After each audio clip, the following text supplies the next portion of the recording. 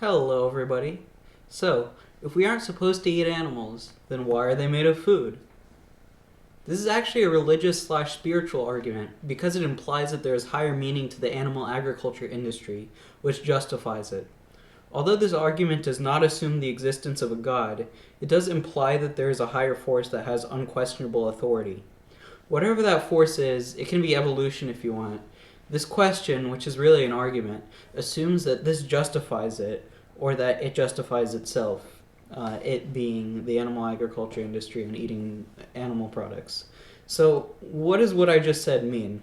Well, it means that because something is used for food, then it should be used for eating, because eating food is morally permissible.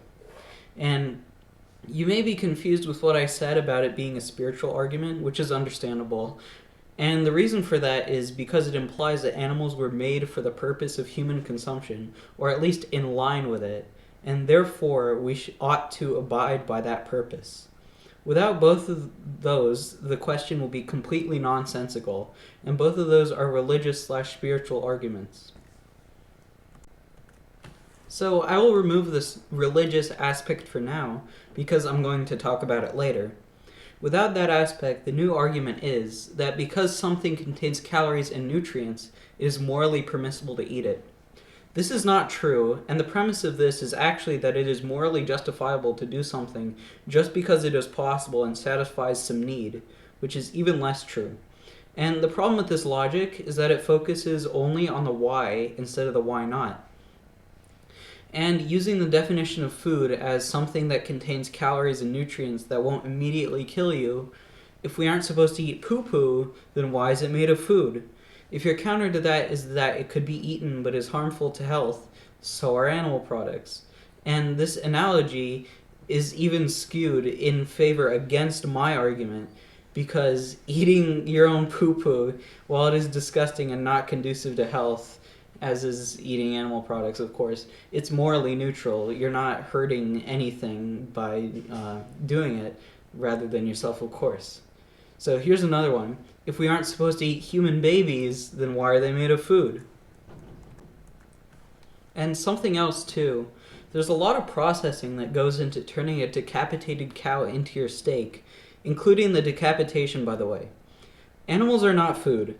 Good luck trying to eat a cow roaming around a field. It and the other cows would probably destroy you.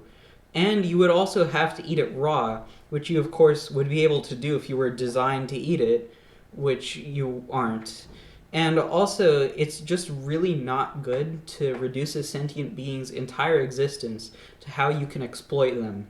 So one of the answers to the initial question is that they aren't actually made of food. But here's something else that uses the same logic as the question. To recap, the logic is that just because something is possible, satisfies a desire, and could be seen as having meant to be done, then it should be done. So here it is. If we aren't supposed to rape kids, then why do they have holes? In the same way that you could justify eating animals because they can be turned into food, this would also justify raping kids because they can be turned into fleshlights. It is possible, it satisfies a desire, and you could say by the same stretch of the imagination that a kid's holes are made for my penis. This analogy is getting really disgusting, but it's a valid analogy. So here's the answer to the question finally. I don't care why kids have holes, or why the animals contain calories or nutrients. It isn't an excuse to rape or kill them. So those things are still unnecessary, horrifically cruel, and morally wrong. And the actual reason why they have holes/calories and nutrients, by the way, is for their own purposes, not for you to exploit. Just because you can do something doesn't mean you should. Just because you might like doing something, or just because doing it satisfies a desire, doesn't mean you should. Just because you think that you might be meant to do something doesn't mean you should do it. I stumbled over my words.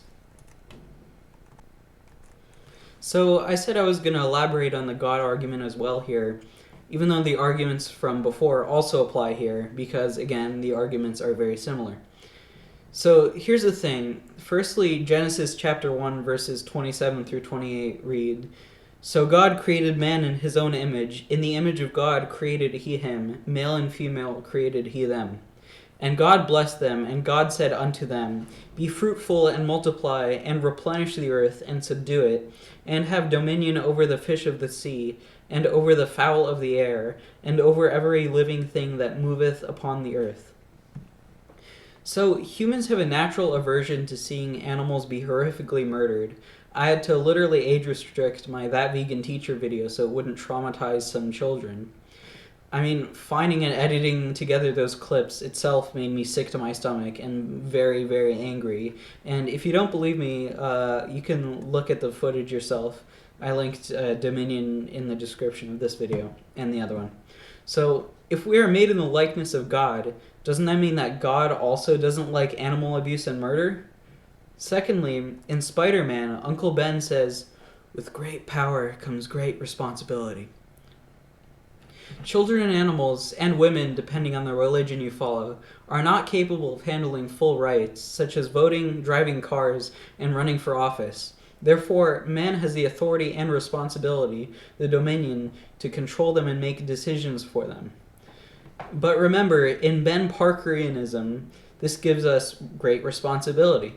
We have the responsibility to protect animals, to offer them a higher quality of life, which we are capable of offering. Or at least to not fucking torture, rape, and murder them. So here's a question back to you religious folk. If God intended for us to rape and kill animals, why do they feel pain, not want to be raped, desire freedom, and have a will to live? Muslims believe that animals must submit to slaughter for it to be halal, which is reasonable even though it has literally never happened before even one time. God created animals with these desires on purpose. He didn't have to. He didn't make a mistake. Unless God is truly incredibly sadistic, he could have made a set of living things that have calories and nutrients, that don't have brains, don't have a nervous system, don't have pain receptors, and don't have desires, including the will to live. Oh wait, that set already exists. It's called plants and fungi. And another thing, if God really did intend for us to eat animals, if we're supposed to, by evolution or whatever, then why do animals cause disease and early death in humans while plant foods don't? And that's a whole nother rabbit hole, so I'll just leave you with this. Just because you can do something doesn't mean that you should. It's immoral to hurt animals when it's not necessary. And it's not. It's not even conducive to health. Stop making excuses and stay or go vegan.